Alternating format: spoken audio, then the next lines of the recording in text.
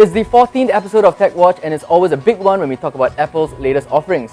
Apple fan or not, the iPad was a technological game changer. And on October 22nd, Apple announced the newest in the line, the iPad Air. Digital Live's Derek Ho was in San Francisco for the announcement, but more importantly, he has had some in-depth hands-on time with the iPad ahead of its release this Friday, November 1st. Hi Derek, welcome to the show. Thank you. Okay, so for those that missed out, what are the major differences from the previous models? Derek, take it away. Well, I think really the most significant difference is how light it is. So compared to the previous one, when you hold the old one and then you're holding the new one side by side, the iPad Air side by side, it doesn't really weigh down on your hand as much as you would with the old one. So when you're watching like a movie on the train, or if you are sitting on the toilet reading, holding it on one hand on the old iPad, it weighs you down after a while. You feel like you need to put it down.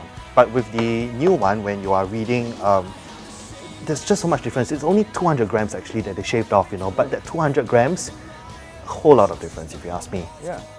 And then the other thing that was really noticeable is that it's a lot thinner as well. So at 7.5 millimeters, right, it is as thick as the iPad mini.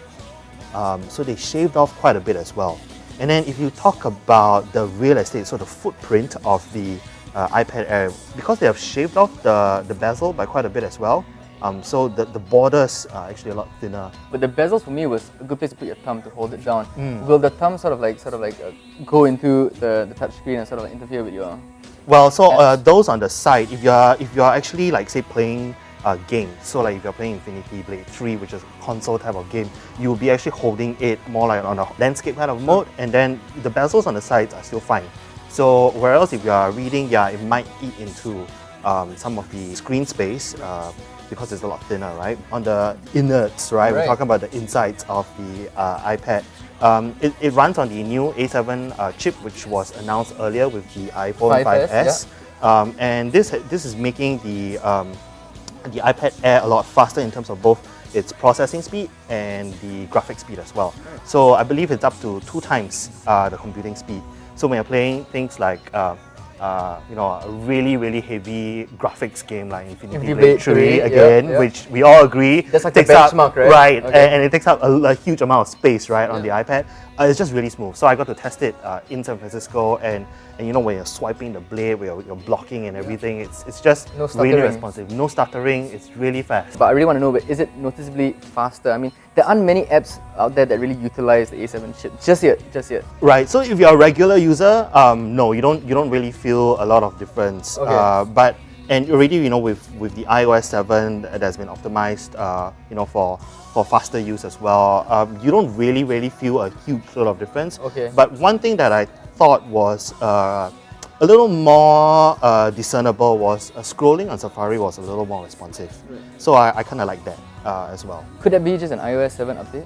It could be. It could be. It's hard to tell for sure what was directly because of the A7 chip and this whole thing about the 64-bit computing, which up to now nobody can really say exactly what it's for.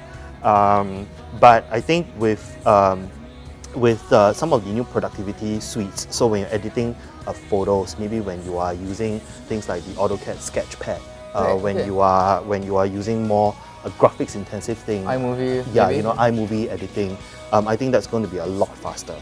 Okay, so if I already own an iPad, is it worth getting an iPad Air and say passing down the 4th generation iPad to someone else? So the lighter iPad Air is definitely something that I think people are going to be willing to pay an upgrade their iPads for. Really? I do think so, because it is significant, and you're getting a lot better graphics on it as well.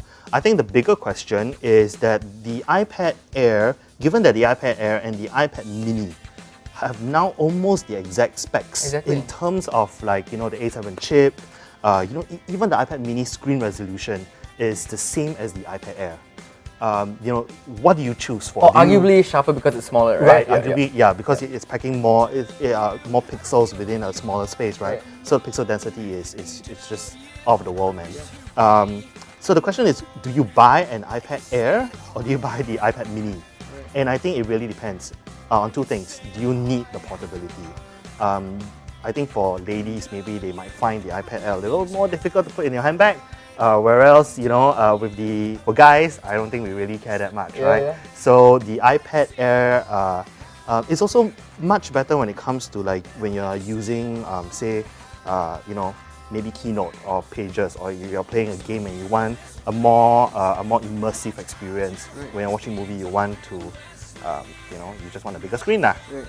The iPad Mini works a little better if you are kind of like more, I would say, reading, for example, and if you want to Like put a it Kindle in replacement, exactly, maybe? Okay. or if you want to put it in your handbag. Okay, so Derek, I want to get your closing statements on the iPad Air. Is it the product that we've been waiting for?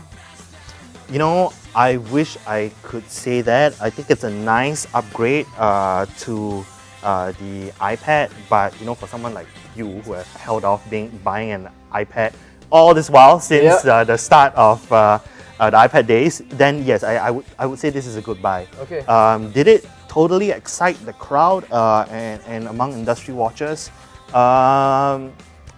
People were still a little apprehensive on that. So we shall see whether this holiday season, whether people will go out and actually grab those iPads, the new iPad Air or the Mini, and we'll be watching the sales. Cool.